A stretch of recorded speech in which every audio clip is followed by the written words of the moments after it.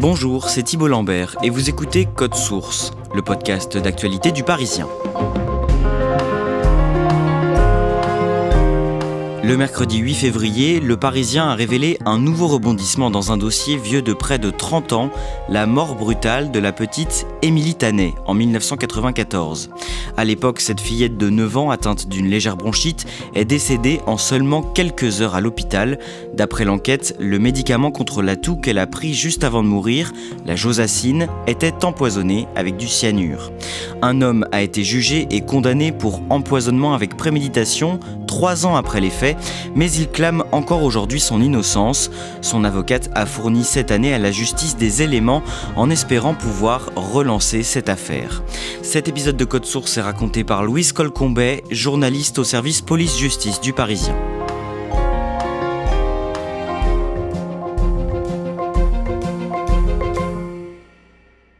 Louise Colcombet, cette affaire débute le samedi 11 juin 1994 à Gruchet-le-Valas, une commune située dans le département de la Seine-Maritime, entre Rouen et Le Havre. Qui est Émilie Tanet et que fait-elle ce jour-là ? Émilie Tanet, c'est une jeune écolière qui a 9 ans, qui est la fille unique de ses parents et qui vit à Gruchet-le-Valas. Et donc, elle va passer ce week-end-là, parce que c'est un week-end de fête, en fait, sur le thème du Moyen-Âge.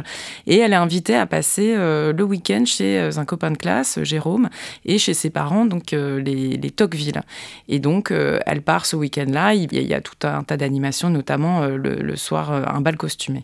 C'est la première fois que la fillette doit passer une nuit à dormir chez un camarade et ce jour-là, Émilie est un peu malade. Elle doit prendre des médicaments qui lui ont été prescrits par son médecin. Elle a une légère bronchite et donc elle a 2 médicaments, un expectorant en poudre à diluer qui permet de tousser et d'évacuer un peu quand on est encombré au niveau des bronches. Et un flacon de sirop, la josacine, pareil, c'est de la poudre avec de l'eau qu'on dilue à l'avance. Sa mère lui a préparé et elle l'apporte avec l'expectorant aux parents de Jérôme pour que la fillette prenne ses médicaments normalement pendant le week-end. En début de soirée, les Tocqueville s'apprêtent donc à partir à un banquet médiéval en compagnie de la fillette. Oui, alors tout le monde se prépare donc pour cette grande soirée. Les enfants doivent porter un costume. Et avant de partir, Émilie, vers 20h, boit ces 2 médicaments. Et elle va se plaindre, semble-t-il, que la josacine, notamment, a un mauvais goût. Et boire de l'eau pour se rincer. Voilà, ensuite, il se passe environ un quart d'heure, parce qu'elle enfile son costume, elle aide Madame Tocqueville à fermer les boutons de sa robe, elle joue un peu. Et puis, la famille sort. Ils parcourent une 50aine de mètres pour aller jusqu'au garage où se trouve la voiture, et là, d'un seul coup, Émilie s'effondre, complètement inanimée, les yeux révulsés. Dans la panique, en fait, Monsieur Tocqueville la ramène à l'intérieur de la maison, la dépose sur le canapé. Ils essayent d'appeler les parents d'Émilie, qui ne répondent pas parce qu'eux-mêmes sont sortis, et ils vont appeler le SAMU, qui va arriver 6 minutes plus tard et trouver la petite fille déjà dans le coma. Émilie Tanet est transportée à l'hôpital du Havre, où elle décède quelques heures plus tard. Elle est déclarée morte à 22h30. Les soignants sont très sceptiques, ils n'ont rien pu faire, ils n'ont pas vraiment identifié la cause de son mal, en fait. Ils pensent d'ailleurs à une rupture d'anévrisme sans grande conviction. En fin de soirée, l'hôpital demande à récupérer le flacon de josacine qu'avait préparé la mère d'Émilie pour l'examiner. Les médecins, ne comprenant vraiment pas de quoi elle a pu décéder, demandent plus d'explications au couple Tocqueville. Quand les urgentistes étaient arrivés chez eux, ils avaient désigné les 2 médicaments en disant elle a trouvé que ça avait un mauvais goût, mais sans plus de détails. Et là, ils vont aller plus loin, ils vont dire effectivement qu'elle s'est plainte de brûlures, qu'elle s'est précipitée pour se rincer la bouche, voire même qu'elle a vomi. Donc là, évidemment, tout de suite, la suspicion se porte sur le médicament. Et donc, il est amené à l'hôpital par un ami de la famille qui s'appelle Denis Lecointre et qui lui-même en fait avait été appelé en même temps que le SAMU par les Tocqueville. Que découvrent les médecins en observant ce flacon de josacine ? Alors dans un premier temps, pas grand-chose. C'est plutôt le lendemain matin en fait qu'une infirmière va manipuler le flacon, va l'ouvrir. Visuellement, elle va avoir un aspect grumeleux, un peu orangé, et elle va être prise à la gorge par une forte odeur d'ammoniac, au point que ça va lui occasionner des brûlures à l'œsophage. Donc ce flacon de josacine, il est immédiatement suspect et il part en analyse. Le jeudi 16 juin, le laboratoire Bellon qui fabrique ce sirop, la josacine, appelle à suspendre tous les traitements avec ce médicament. Il demande de ramener ce produit le plus vite possible en pharmacie. Il y a un vent de panique à ce moment-là ? Oui, le sirop de josacine, c'est l'un des médicaments les plus prescrits pour les enfants. Il y en a des boîtes partout en France, chez tous les Français. Donc évidemment, il y a un vent de panique. Ça passe au JT de 20h quand même. Donc à l'époque, c'est quand même très solennel. Nous venons de recevoir, et je vais vous le communiquer, l'appel d'un laboratoire pharmaceutique, le laboratoire Belon, à propos de l'antibiotique josacine en suspension buvable. Le laboratoire demande aux personnes qui éventuellement utiliseraient l'antibiotique de suspendre tout de suite leur traitement et de ramener les flacons chez les pharmaciens. Et le lendemain, donc le 17 juin au matin, par la voix du procureur de la République du Havre, on va apprendre que le produit qui a provoqué la mort d'Émilie Tanet, qui a été retrouvé dans ce flacon, c'est du cyanure. Le vent de panique va être encore plus important parce que voilà, le cyanure, ça renvoie à tout un imaginaire, c'est un poison, c'est très toxique, ça tue, c'est un peu le coup de massue pour tous les protagonistes, y compris les parents d'Émilie Tanet, qui vont apprendre à ce moment-là de quoi est réellement morte leur fille. Mais rapidement, le laboratoire est mis hors de cause. En clair, il n'y a pas eu de cyanure pendant la fabrication du médicament. Et les enquêteurs s'orientent donc vers d'autres pistes. Est-ce qu'ils vont suspecter les parents d'Émilie ? Oui, ils vont se demander si les parents n'ont pas cherché à tuer leur fille en profitant du fait qu'elle ne soit pas chez elle ce week-end-là. Ils ne vont pas être ménagés, ils vont vers des perquisitions chez eux, ils vont être placés en garde à vue. On va même exhumer leur fille pour vérifier qu'elle n'avait pas subi de violences sexuelles, en suspectant que peut-être le papa aurait pu faire ça.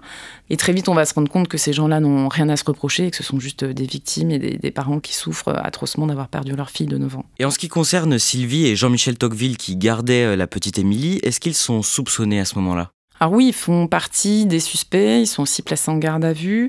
Il y a des saisies qui sont faites chez eux, mais les perquisitions sont un peu tardives. En fait, tout ça démarre vraiment l'enquête une semaine après les faits, quand on sait que c'est bien du cyanure qu'il y avait dans la josacine. Et donc oui, on leur pose tout un tas de questions. Voilà, ils donnent leur version, ils expliquent ce qui s'est passé ce soir-là, et rien va être retenu contre eux, ils vont être rayés de la liste des suspects. Le 26 juillet, plus d'un mois après la mort d'Émilie, un homme est placé en garde à vue. Il s'appelle Jean-Marc Deperroy. Qui est-il ?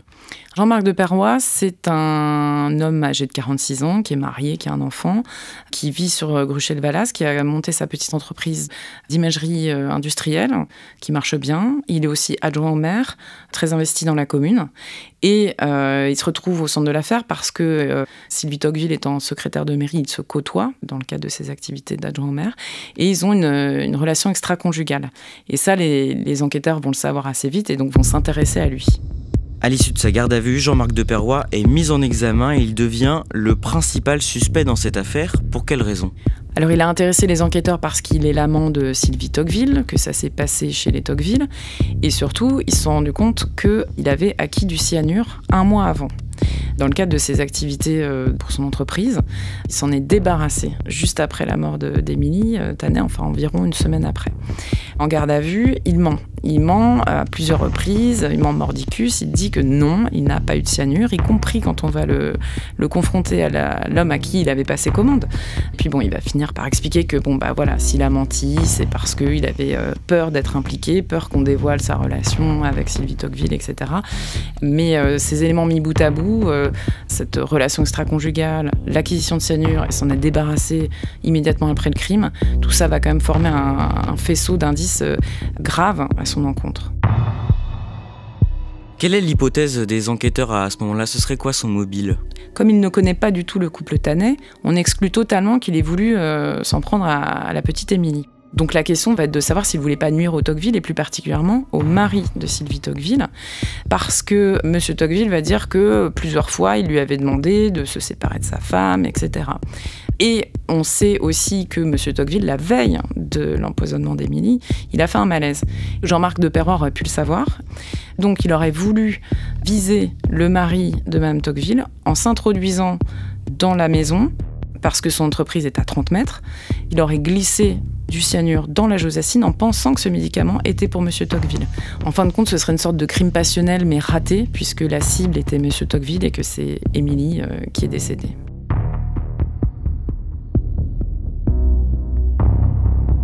Dans l'actualité de ce vendredi 2 mai également, l'ouverture à Rouen du procès de la josacine. Le procès de Jean-Marc Deperroy s'ouvre en mai 1997 devant la cour d'assises de la Seine-Maritime. En quelques mots, comment se déroule cette audience ? C'est un grand procès, hein, ça dure 3 semaines, il y a toute la presse qui est là, parce que l'affaire a fait la une des médias pendant 3 ans. Et puis surtout, il y a quand même 2 clans qui sont formés, il y a les pros et les anti-Deperroy, parce que très vite, l'épouse de Jean-Marc Deperroy va clamer son innocence et dire c'est une erreur judiciaire. L'audience, elle est en fait assez incertaine, parce que l'accusation est relativement bancale. Les expertises ne sont pas formelles, par exemple, pour expliquer que le cyanure qu'il a pu commander aurait été exactement le même que celui de la Josacine. Tout ça est un peu bancal, mais finalement, il n'y a pas de preuves. Il n'y a évidemment pas d'aveu, c'est même l'inverse, il clame son innocence. Et l'avocat général va quand même requérir 25 ans de prison en estimant que le faisceau de présomption est grave, concordant, et que voilà, ça mérite condamnation. Le 25 mai 1997, après 4 heures de délibération, Jean-Marc Deperroy est condamné à 20 ans de réclusion criminelle. Il s'effondre dans le box en apprenant le verdict. Madame, monsieur, bonsoir. Le doute, mais l'intime conviction. Tôt ce matin, après seulement 4 heures de délibéré, les jurés de la cour d'assises de la Seine-Maritime ont condamné pour meurtre avec préméditation Jean-Marc Deperroy à 20 ans de réclusion criminelle. Son avocat, sa famille et au-delà considèrent qu'il y a là erreur judiciaire. Dans les années qui suivent, Louis Colcombet, il n'a de cesse de clamer son innocence. Oui, alors déjà, avant, il s'est heurté à un mur, au mur de sa prison. Il a fait d'innombrables demandes de remise en liberté. À chaque fois, ça a été non. À l'époque, les verdicts n'étaient pas susceptibles d'appel. Donc, la seule chance de pouvoir avoir un deuxième procès, à l'époque, c'est de demander à faire casser le verdict, uniquement sur des raisons de forme. Et la Cour de cassation va considérer que le verdict est conforme. Donc, à ce moment-là, la condamnation devient définitive. En 2001, Jean-Marc Deperroy demande une révision de son procès. Alors lui, il dit toujours qu'il est innocent. Et donc, avec ses avocats, il va tenter de démontrer que les expertises sur le cyanure n'étaient pas bonnes. Ils vont convoquer pour ça un expert qui va critiquer, voire tailler en pièces même le travail des experts qui avaient témoigné devant la cour d'assises et qui ont quand même permis sa condamnation. Mais ça ne va pas être considéré comme suffisant. À la fin de l'année 2002, le 25 novembre, le journal Le Monde publie des révélations sur cette affaire. L'un de ses journalistes, le chroniqueur judiciaire Jean-Michel Dumet, s'est livré à une contre-enquête très longue et minutieuse, et il est intimement convaincu que la fillette n'est pas morte à cause de Jean-Marc Deperroy. Oui, alors Jean-Michel Dumet, il était présent comme chroniqueur judiciaire pendant tout le procès, donc il connaît très bien l'affaire, et il est pris d'un doute. Et donc, il va se plonger dans une tâche titanesque, c'est-à-dire relire les 15 000 pages du dossier, une à une. Et sa thèse, finalement, c'est sans doute qu'en réalité, personne n'a voulu la mort d'Émilie Tanet, mais sans doute personne n'a voulu la mort de quelqu'un tout court, en fait. Il pense que ça a pu être un accident domestique. Émilie Tanet, elle aurait avalé par mégarde, d'une façon ou d'une autre, un produit contenant du cyanure, qu'elle en serait morte et que, pris de panique, peut-être les Tocqueville, ou en tout cas quelqu'un, un adulte autour d'elle, s'est rendu compte qu'elle était morte et qu'il fallait camoufler, insérer du cyanure dans la Josacine après coup pour faire incriminer le médicament. Sur quoi est-ce qu'il s'appuie pour formuler cette hypothèse ? Il va réinterroger les urgentistes du SMUR qui sont venus sur place soigner Émilie. Et ceux-ci vont lui expliquer qu'ils avaient insisté pour avoir des éléments de compréhension de l'état d'Émilie et que les Tocqueville étaient restés relativement muets. Ils avaient juste évoqué le goût bizarre de la Josacine, mais sans plus. Jean-Michel Dumet précise que d'après l'enquête, une feuille de journal contenant de la poudre blanche a été découverte au cours d'une perquisition chez les Tocqueville, mais qu'elle n'a jamais été analysée. Il relève que Jean-Michel Tocqueville, qui gardait Émilie, et Denis Lecointre, l'ami qui a été appelé en même temps que les secours, avaient tous les deux accès à du cyanure dans leurs entreprises respectives. Et il a aussi retrouvé la femme de ménage des Tocqueville qui lui a livré de nouveaux éléments. Oui, ça, elle ne l'avait pas dit à la barre au tribunal, mais elle explique qu'elle avait vu un flacon un peu étrange qui traînait et qu'elle l'avait finalement rangé dans un placard. Ce qui pose la question de savoir quel était ce produit, parce que si c'est pas la Josacine qui a tué Émilie, d'où vient le cyanure ? Elle a quand même bien ingéré du cyanure à un moment ou à un autre, et ça, c'est un mystère. Et le journaliste du Monde, Jean-Michel Dumet, a surtout repéré dans ce gigantesque dossier des écoutes téléphoniques troublantes qui n'ont jamais été exploitées entre Jean-Michel Tocqueville et Denis Lecointre, son ami qui, on le rappelle, avait ensuite apporté la Josacine à l'hôpital. Oui, alors celles-ci sont captées le soir où il est annoncé au JT de 20h que le laboratoire retire la Josacine du marché. On est 5 jours après les faits, ils ne sont pas encore placés en garde à vue. Et Denis Lecointre dit d'abord à Jean-Michel Tocqueville, tu vois que tu n'étais pas coupable. Et puis, par ailleurs, ils discutent du fait que l'enquête est menée très au sérieux pour comprendre quel est le produit. Et il y a cette phrase très énigmatique qui est prononcée par Denis Lecointre et qui dit à Jean-Michel Tocqueville mais il faut qu'on sache, parce que tout à l'heure, toi, tu vas passer à la télé avec ton produit que tu as mis dans la Josacine. Et puis plus tard, il lui dit on est bien d'accord, on ne s'est pas vu de la journée. C'est évidemment explosif. Ces écoutes, elles sont dans le dossier. Personne ne les a jamais interrogées là-dessus. Personne ne les a interrogées pendant le procès. Et Jean-Michel Dumet, finalement, semble être le premier à avoir découvert ces écoutes, qui, si elles avaient été exploitées pendant l'enquête, auraient sans doute, ou peut-être en tout cas, changé le cours de cette enquête, qui s'est vite braquée en fait sur Jean-Marc de Perrois. Et est-ce que ces révélations changent quelque chose à cette affaire ? En tout cas, ça va être analysé par la commission de révision, mais en tout état de cause, en fait, ces écoutes téléphoniques, elles existaient dans le dossier. En termes de droit, c'est pas un élément nouveau, c'est ça qu'il faut pour une révision, un élément nouveau. Donc pour les passionnés de l'histoire, ça change beaucoup de choses. Pour Jean-Marc de Perrois, à ce moment-là, ça change rien. Jean-Michel Dumet a ensuite publié l'intégralité de sa contre-enquête dans un livre sorti en 2003. Il a été attaqué en diffamation par Jean-Michel Tocqueville et Denis Lecointre, mais il n'a jamais été condamné. Non, ça a donné lieu à plusieurs procès, parce qu'ils ont attaqué et les articles du Monde et le livre. Et à la toute fin, en fait, donc les juges ont considéré que le travail qu'avait fait ce journaliste était en gros d'intérêt public, qu'il avait été impartial, que les choses avaient été présentées correctement. Et plus que tout, ils ont considéré que sa thèse était plausible. C'est le mot qui a été employé. C'est dire que le travail qui a été mené et qui a alimenté aussi toute la réflexion autour des demandes de révision n'est pas complètement farfelu, loin de là. Denis Lecointre et Jean-Michel Tocqueville, ils ont été interrogés au sujet de ces écoutes au milieu des années 2000. Qu'est-ce qu'ils ont répondu ? Alors ils ont un peu feint la surprise et ce qu'ils s'en rappelaient vraiment, parce que c'était des années après, en tout cas ils ont expliqué que dans la panique de ces jours-là, sans doute ils ont dit un peu tout et son contraire et que voilà, ils n'ont pas vraiment su apporter d'explication au sens de ces phrases. Donc voilà, c'est resté un peu comme ça en suspens. En 2005, Jean-Marc de Perrois fait une deuxième demande de révision qui, elle aussi, est rejetée. Louise Colcombet, on fait un saut dans le temps. Au mois de novembre 2019, 25 ans après la mort de la petite Émilie Tanet, vous rencontrez sa mère, Corinne Tanet. D'abord, qu'est-ce qu'elle est devenue toutes ces années ? Alors, c'est quelqu'un qui a été profondément détruite. Enfin, en tout cas, elle a plongé pendant longtemps dans le chagrin avec son mari. Ils ont très mal vécu tout ça, et notamment d'ailleurs l'après-procès, parce qu'ils ont reçu des lettres terribles, des gens qui leur en voulaient parce qu'ils considéraient qu'ils avaient fait condamner à tort Jean-Marc de Perrois. Et puis, elle a décidé de sortir de tout ça par le haut. Elle a écrit des livres en hommage à sa fille pour combattre son chagrin. Elle a écrit 4 livres et elle s'est plongée aussi dans le process judiciaire. Elle a étudié de près certaines affaires. C'est quelqu'un qui a fait un cheminement personnel assez important pour essayer de lutter contre son chagrin et puis contre sa haine. Elle s'en est jamais cachée, la haine qu'elle avait contre Jean-Marc de Perrois. Comment elle vous apparaît à ce moment-là, quand vous l'interviewez ? Combative, déterminée, elle est hyper affûtée, elle connaît le dossier par cœur. Elle a relu l'intégralité du dossier, elle aussi. C'est quelqu'un qui a énormément de questions sur le rôle des Tocqueville, sur le rôle aussi de Denis Lecointre, sur le rôle de Jean-Marc de Perrois et sur la toxicologie des choses qui ont peut-être pu ne pas être analysées à l'époque. Vous l'interviewez à l'occasion de la sortie de son 5e livre, La réparation volontaire, paru chez Grasset, dans lequel elle explique qu'elle a rencontré Jean-Marc de Perrois à 4 reprises à partir de 2016, puisqu'à ce moment-là, il est sorti de prison. Oui, Jean-Marc de Perrois sort en 2006 après 12 ans de réclusion. Il est en liberté conditionnelle, il a refait sa vie. De son côté, Corinne Tanet, elle a toujours ses questions. Elle explique dans son livre très bien qu'elle a réussi elle a mis du temps, mais elle dit « j'ai mis du temps à comprendre qu'il y avait 2 souffrances ».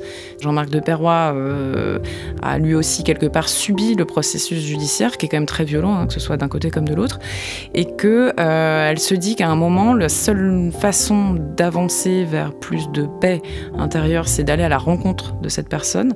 Et puis, il y a un deuxième intérêt pour elle, c'est qu'au bout d'un moment, elle a relu tout le dossier, page par page, et qu'elle est dans une impasse sur certaines choses, elle veut comprendre, et elle se dit que la seule personne qui peut lui donner certaines réponses, c'est Jean-Marc de Perrois lui-même. Et à ce moment-là, elle n'est plus certaine de sa culpabilité ? C'est plus compliqué que ça. Elle est certaine que tout n'a pas été dit au procès, et elle est certaine que certains éléments manquent. Pour autant, moi j'en comprends un demi-mot qu'elle n'exclut pas qu'il ait eu un rôle dans cette affaire. Elle formule beaucoup de regrets en fait sur la façon dont l'enquête a été conduite et sur le rôle des Tocqueville. Encore une fois, il n'y a pas eu de reconstitution, c'est pas exactement avec précision à la minute près comment les choses se sont passées, si ça peut être cohérent avec ce qu'ils ont raconté. Donc évidemment, ça ne veut pas dire qu'elle les accuse, hein, mais ça veut dire qu'il y a des choses qu'on ne sait pas, et ça c'est insupportable pour elle. Sa fille est morte et finalement, des années après, elle ne sait toujours pas exactement dans quelles conditions. On en vient à l'année 2023. Le 8 février, Louise Colcombet, vous révélez dans Le Parisien que l'avocate de Jean-Marc Deperroy a déposé une 3e requête en révision, une requête qui s'appuie notamment sur une nouvelle expertise. Alors, c'est une expertise privée qui a été demandée à un médecin spécialisé cyanure qui s'est rendu compte que dans la dépouille d'Émilie, le dosage en cyanure était totalement incompatible avec le dosage en cyanure qu'on retrouve dans la josacine. Ça, c'est un premier point.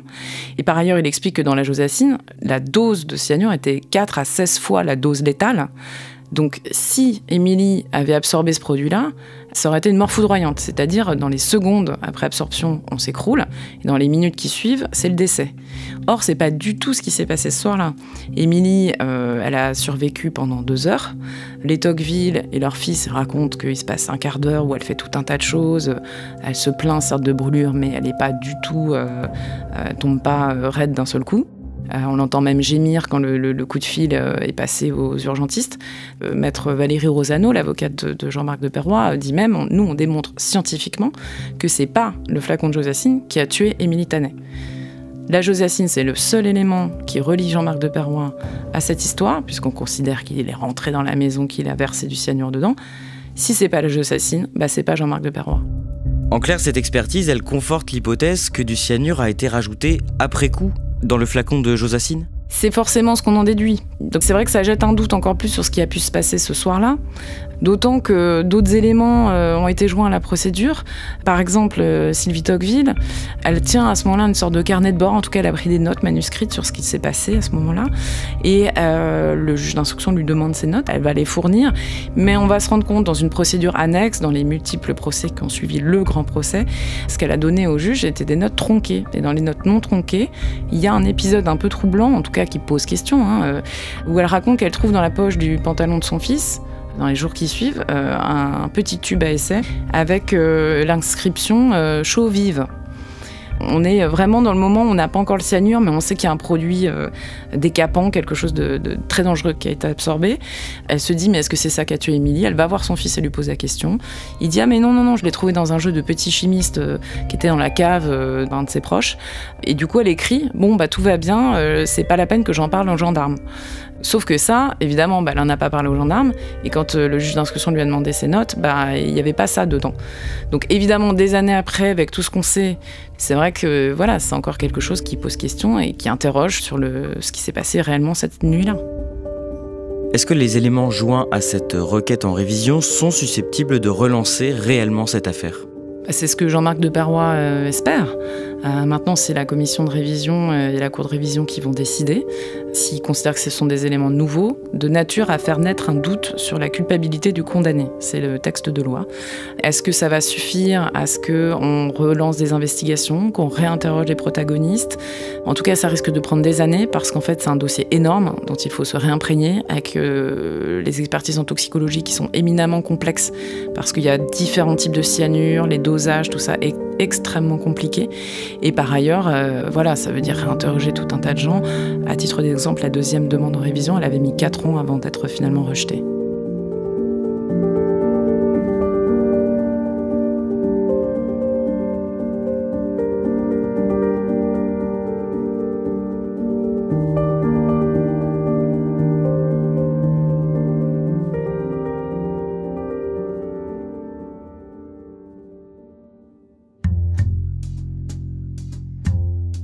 Merci à Louise Colcombet. Code Source est le podcast quotidien d'actualité du Parisien.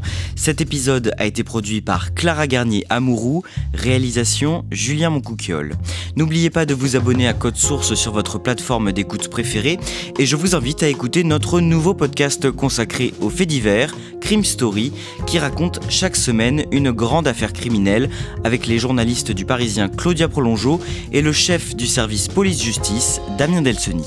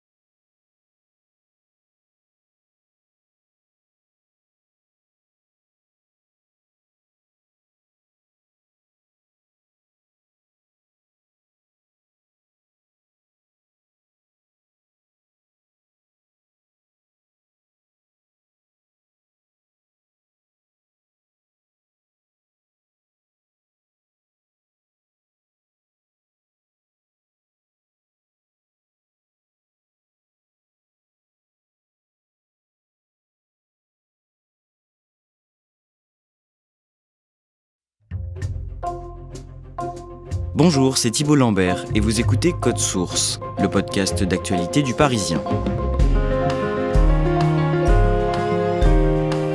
Sorti en salle le 1er février, Astérix et Obélix l'Empire du Milieu est l'un des films les plus chers de l'histoire du cinéma français.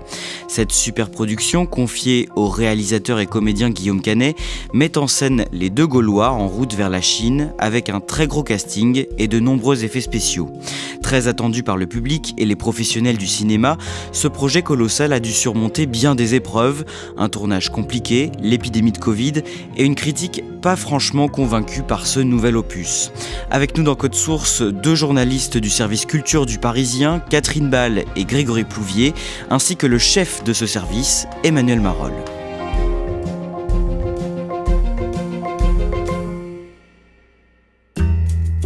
Grégory Plouvier, le mardi 6 décembre 2022, avec Catherine Ball, vous vous rendez tous les deux dans un cinéma parisien à la projection presse d'Astérix et Obélix, l'Empire du Milieu. D'abord, quelle est l'ambiance avant le début de cette projection ? On est tous réunis au Pathé Beaugrenelle. C'est une grande salle de cinéma qui se trouve juste à côté de la rédaction, dans le 15e arrondissement.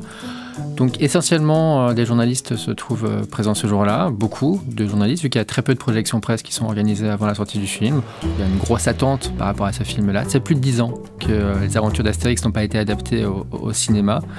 Donc on attend de voir avec pas mal d'impatience ce que Guillaume Canet et son équipe ont réalisé avec ce film-là.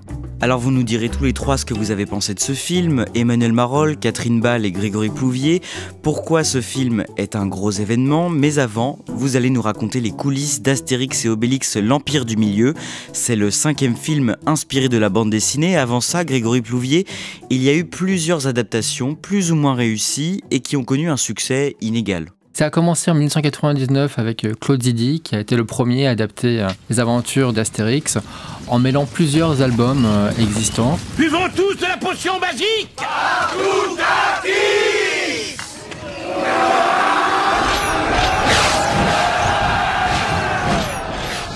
avec Obélix, Gérard Depardieu et Astérix, Christian Clavier. 9 millions à peu près de spectateurs à la fin, malgré une critique qu'on va qualifier de plutôt mitigée. La vraie rencontre entre Astérix et le cinéma, c'est 3 ans plus tard, en 2002. C'est Alain Chabat qui réalise Mission Cléopâtre, qui va à la fois rencontrer un énorme succès populaire, vu qu'on est autour de 14 millions de spectateurs, c'est énorme, mais également, pour le coup, qui mettra toute la critique d'accord. Ils sont fous, ces Romains.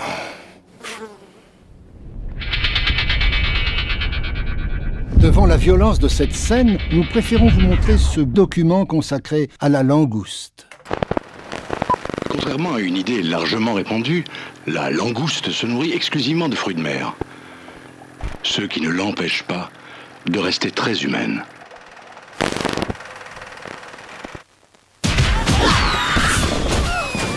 Un vrai esprit, un univers un peu inspiré des Nuls, dont il était la figure de proue. C'est un énorme carton. Le suivant, c'est Astérix et Obélix aux Jeux Olympiques. 7 millions de spectateurs, mais là, pour le coup, la presse est vraiment très très mauvaise. Et dernière adaptation en date, c'était Au service de Sa Majesté. On était en 2012 avec Édouard Baird en Astérix. Je trouve très drôle, mais c'était un gros échec commercial. Moins de 4 millions de spectateurs qui ont vu ce film. Catherine Ball, l'idée de faire un nouveau film sur les aventures d'Astérix naît en 2016, 4 ans après la sortie du dernier opus, Astérix et Obélix au service de Sa Majesté. Oui, c'est un producteur en devenir qui s'appelle Johan Bayada qui a cette idée, qui veut relancer un film Astérix. Les précédents ont eu des succès mitigés au cinéma, mais c'est quand même toujours des gros scores, 4 millions au minimum. Donc c'est une franchise familiale, c'est une valeur sûre. Et voilà, il veut refaire un Astérix. Mais c'est un petit producteur dans l'industrie, donc il doit s'associer avec un autre producteur. Il s'associe avec Alain Attal, qui est le producteur du Grand Bain, des Petits Mouchoirs, du Chant du Loup. Et donc il propose cette idée aux éditions Albert René, qui détiennent les droits du Derzo et Goscinny, qui est emballé par le projet. Et après, il s'adosse au distributeur Pathé, parce qu'ils savent que c'est un film qui va nécessiter un énorme budget. Donc c'est comme ça que naît ce projet. Emmanuel Marolle, les producteurs se lancent donc à la recherche d'un réalisateur et leur choix s'arrête sur le comédien et cinéaste Guillaume Canet. Il y a un casting de réalisateurs, il y a des metteurs en scène qu'on interroge un petit peu, où on va un peu les challenger sur leur parcours, sur ce qu'ils peuvent faire, sur ce qu'ils ont fait aussi. Et Guillaume Canet a raconté par exemple qu'il y avait 3 conditions: que le réalisateur en question ait déjà eu un César, qu'il ait déjà fait au moins 2 millions d'entrées avec un film et qu'il ait aussi tourné un film en anglais.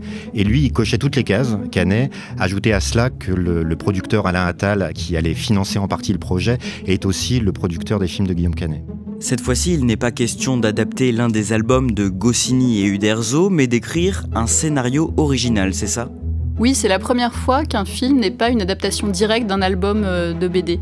Et là, ce sont les éditions Albert René qui veulent internationaliser cette franchise. Il faut savoir que Astérix et Obélix, les précédents, les 4 premiers films, ont fait chacun entre 5 et 15 millions d'entrées à l'étranger. Donc c'est quand même une marque qui s'exporte. Et donc ils veulent faire un film international aussi. Donc vient cette idée que les aventures d'Astérix et Obélix se déroulent en Chine. Grégory Plouvier, en plus de réaliser le film, Guillaume Canet prévoit finalement d'endosser lui-même le costume d'Astérix. C'est un pari difficile et c'était pas son idée première. Son idée première était plutôt de confier le rôle à quelqu'un d'autre pour qu'il puisse se concentrer à 100% sur sa tâche de metteur en scène qui est colossale pour ce type de film. Dans le duo Astérix-Obélix, Astérix c'est le rôle le plus difficile. Obélix, on voit tout de suite, c'est l'enfance, c'est la naïveté, il y a quelque chose d'assez poétique. Astérix, il doit être à la fois dans une espèce de rage contenue et malgré tout donner un peu de charme. C'est vraiment quelque chose de très compliqué à incarner. Finalement, c'est son producteur qui cherchait véritablement une figure emblématique pour jouer le rôle d'Astérix, un premier rôle. Et du coup, il s'est laissé convaincre d'endosser cette casquette, ou plutôt ce casque, en plus de son rôle de metteur en scène. Au mois de janvier 2020, la production du film dévoile les premiers noms prévus à l'affiche, ce qui laisse présager, Catherine Ball, un casting avec beaucoup de stars. Oui, quelques mois avant, Guillaume Canet a posté sur les réseaux sociaux une photo de lui avec Gilles Lelouch en costume donc d'Astérix et Obélix. Donc voilà, on connaît déjà le duo qui va l'incarner. D'ailleurs, au moment où il poste cette photo, ça a créé vraiment la surprise. Et donc en janvier, on apprend que Marion Cotillard va jouer Cléopâtre, donc, qui était incarnée par Monica Bellucci. Donc Marion Cotillard, voilà, elle est évidemment extrêmement connue aussi à l'international. Et on apprend que Jonathan Cohen va avoir un rôle important. Et donc au fil des mois, cette liste va s'allonger. Donc on va apprendre progressivement qu'il y a également Manu Payette, Angèle, McFly et Carlito, Philippe Catherine, Audrey Lamy, Jérôme Commandeur, jusqu'au footballeur Zlatan Ibrahimovic. Il y a beaucoup de gens connus dans cet Astérix. Est-ce qu'on sait combien doit coûter le film au départ ? Alors le premier chiffre qui paraît, c'est 60 millions d'euros. 60 millions d'euros, c'est énorme. Il faut savoir qu'un petit film français, c'est 2 millions d'euros. Un film moyen, c'est 5-7 millions. Un gros film, c'est 15 millions. Les Tuches, par exemple, c'est 15 millions. Donc 60 millions d'euros, c'est colossal. C'est 4 fois le budget des Tuches. Il y a plein d'années dans le cinéma français où il n'y a aucune production qui coûte 60 millions d'euros. Donc on sait que c'est un projet extrêmement ambitieux. À ce moment-là, ça fait plusieurs semaines que la préparation du film a débuté, la création des décors dans un studio en région parisienne et la confection de nombreux costumes. Le tournage doit commencer au mois de juin 2020 en France, puis en septembre en Chine, pour une sortie prévue en salle pendant l'année 2021. Mais la pandémie de Covid-19 vient bouleverser ce calendrier. Oui, au mois de mars 2020, la France s'arrête, le confinement est décrété et même si les tournages vont reprendre finalement assez vite en France par rapport aux autres pays, c'est-à-dire en juin-juillet, là, Astérix, c'est un projet beaucoup trop gros pour que le producteur lance ce chantier énorme. Il n'y a pas encore d'assurance pour les tournages qui seraient amenés à s'arrêter parce qu'il y aurait des cas de Covid. Et en plus, là, le gros problème, c'est que le tournage doit se dérouler en Chine, où est l'épicentre de la pandémie. Donc le projet est totalement suspendu. Il est reporté d'1 an, le tournage démarre donc réellement en mars 2021, mais problème, il n'est plus possible d'aller filmer des scènes en Chine. Le problème, c'est que le scénario ne passe pas la barre de la censure. Les autorités chinoises n'acceptent pas plusieurs aspects du scénario. Le premier, c'est que dans cette intrigue d'Astérix, la Chine est envahie par les Romains, donc ça ne passe pas. Il y a aussi un vase chinois très précieux qui est brisé, et il y a un moine qui se prend une gifle. Donc, à partir de ce moment-là, la Chine dit non et il faut se rabattre sur d'autres lieux de tournage. Et Guillaume Canet, qui adore les grands espaces, connaît bien l'Auvergne et il décide de reconstituer une Chine en Auvergne. Comment se passe le tournage ? Alors le tournage s'avère épique, c'est-à-dire qu'il y a un premier problème qui est la météo. Quand Guillaume Canet avait fait ses repérages en Auvergne, quelqu'un lui avait dit « Ouh là là, le mois de mai, c'est dangereux ». Bon, eh ben, il aurait dû l'écouter. En fait, il tombe sur des intempéries incroyables, c'est-à-dire qu'il y a une pluie diluvienne, il fait froid. Et cette météo, évidemment, c'est compliqué parce qu'ils sont censés tourner des grandes scènes de combat en extérieur. Pendant des jours, ils ne peuvent pas tourner. Ils ont transporté 500 costumes et en fait, le plateau ne peut pas fonctionner. Donc, il y a ce problème de la météo. Après, il faut gérer tous les comédiens. Zlatan Ibrahimovic qui arrive et qui, pour une scène, dit « Il faut que je sois reparti dans 1 heure. » Donc voilà, c'est le branle-bas de combat. Il faut le maquiller, le faire tourner en 1 heure pour l'une des scènes dans lesquelles il apparaît. Mais voilà, c'est un tournage qui est extrêmement compliqué. C'est un parcours du combattant. Et Guillaume Canet, avec humour, pendant la promotion, a dit « Mais je le referai plus jamais ». On en revient au début de cet épisode. Grégory Plouvier, Catherine Ball, en décembre 2022, le mardi 6 décembre, vous vous rendez ensemble à une projection du film réservé à la presse. Qu'est-ce que vous vous dites à la sortie du film ?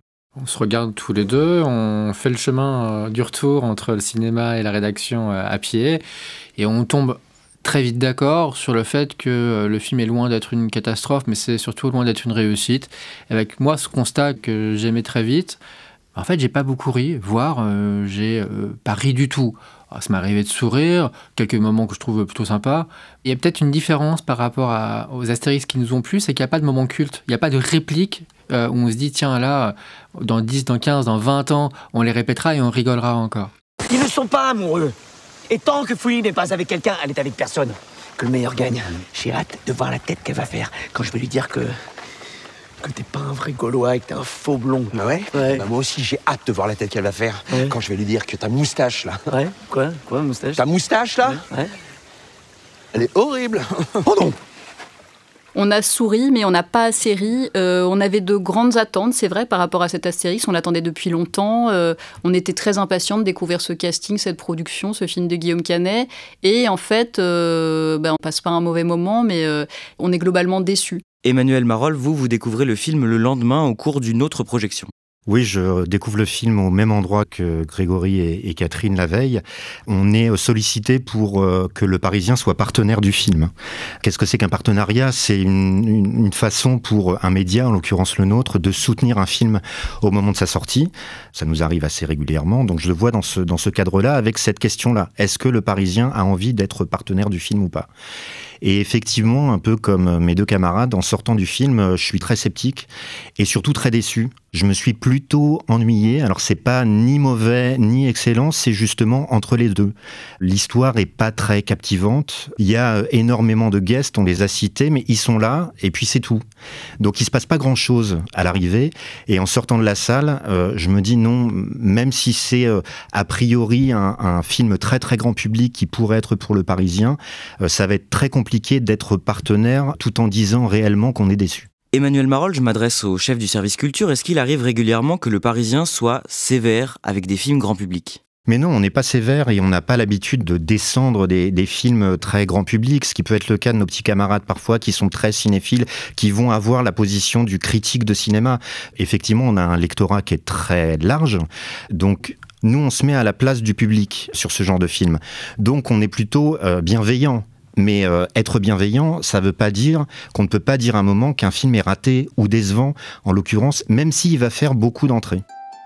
Grégory Plouvier, le mercredi 25 janvier, 2 semaines avant la sortie d'Astérix et Obélix, l'Empire du Milieu, Guillaume Canet est en pleine promotion et il est l'invité de Léa Salamé dans la matinale de France Inter.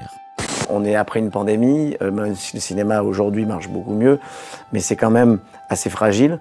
Et un film comme ça, il est attendu beaucoup aussi par le métier, en fait. Pourquoi ? Parce que ils sont très, très sympathiques avec moi.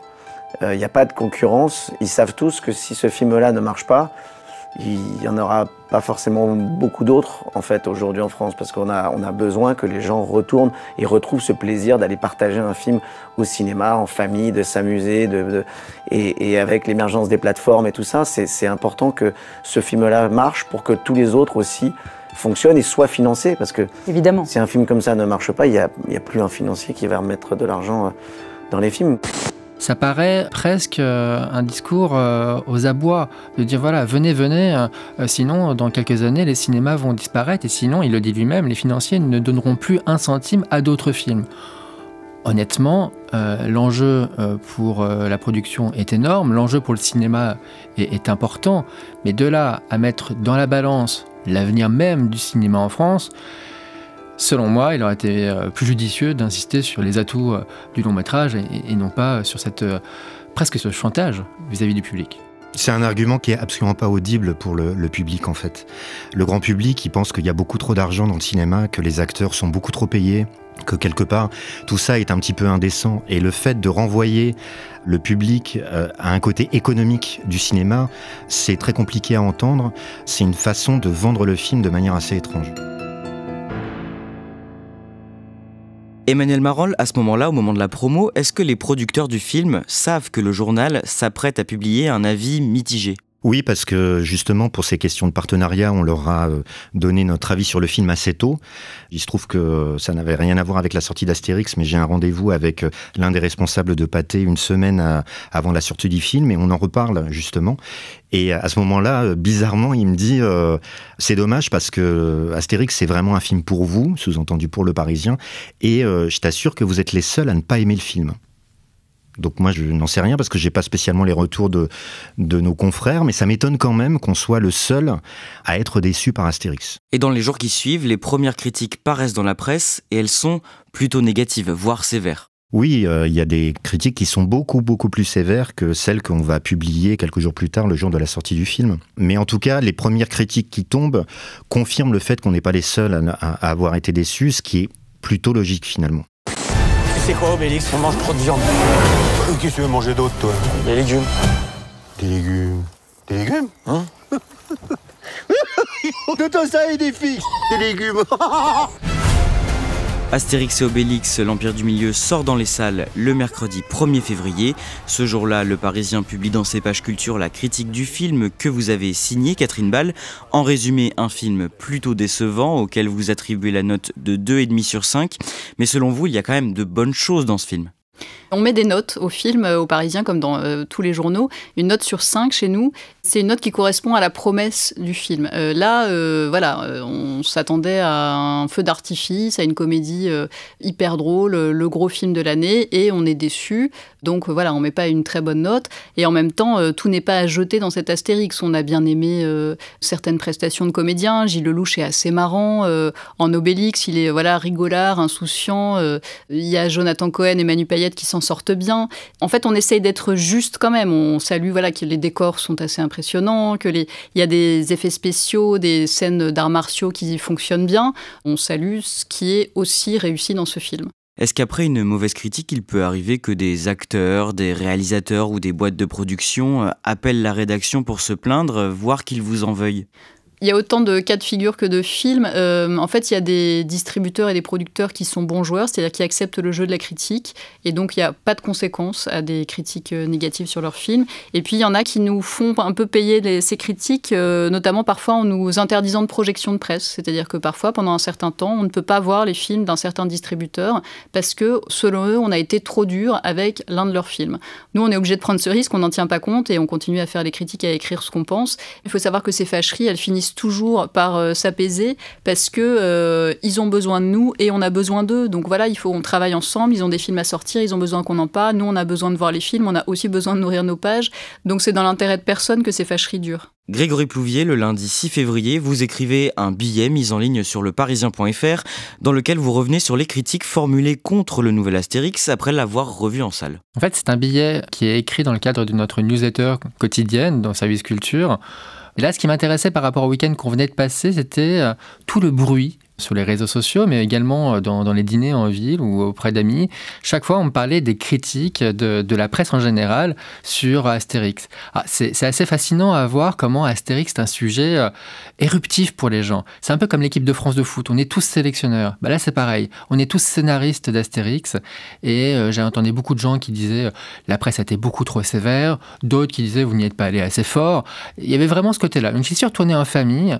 Ce qui était intéressant, c'était de revoir avec des yeux un peu plus distanciés ce film. Il y a des choses positives qui ont pu ressortir, mais vraiment dans sa globalité, il n'y a pas véritablement de changement.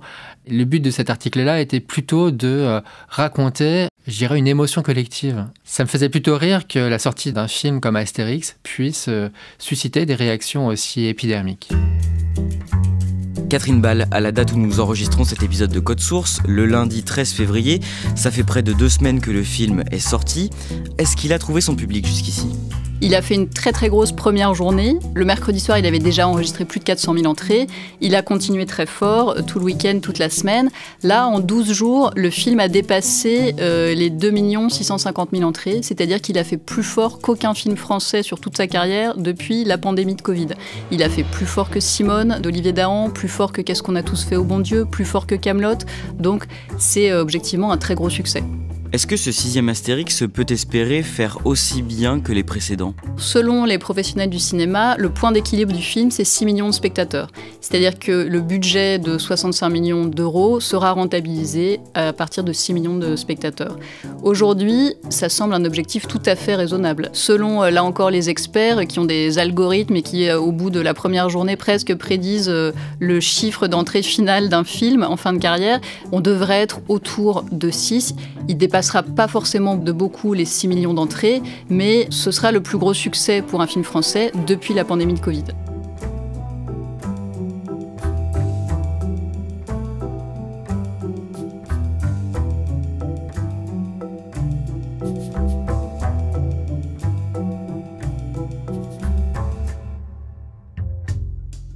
Merci à Catherine Ball, Grégory Plouvier et Emmanuel Marolles. Code Source est le podcast quotidien d'actualité du Parisien. Cet épisode a été produit par Clara Garnier-Amouroux, réalisation Julien Moncouquiol. N'oubliez pas de vous abonner à Code Source sur votre plateforme d'écoute préférée et je vous invite à écouter notre nouveau podcast consacré aux faits divers, Crime Story, qui raconte chaque semaine une grande affaire criminelle avec les journalistes du Parisien Claudia Prolongeau et le chef du service police-justice, Damien Delceni.